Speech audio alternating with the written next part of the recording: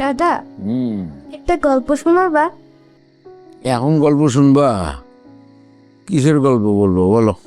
ভূতের। ভূতের না? বসে বসে গল্প করতেছো, স্কুল আছে না? যাও, রাত কয়টা বাজে?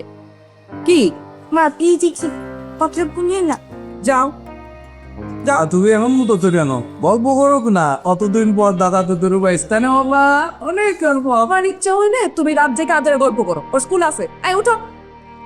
দাদু ভাই যাও, কালকে শোনাবো না, স্কুল আছে তো। যাও যাও। যাও, পাঁচ দিন হলে তো বাবা।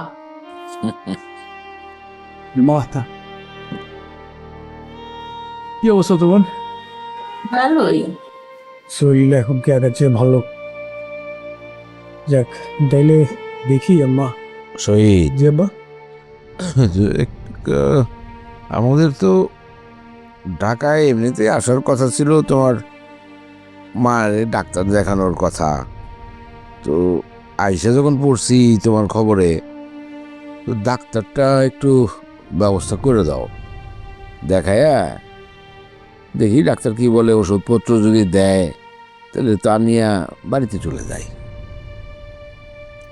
আব্বা, তুমি এই যে তোমরা আসছো, বাড়িতে যাওয়ার নিয়ে এত অস্থিরতা করতেছো কেন? আসছো, থাকো, ফাইজা তোমাদের মিস করতেছে।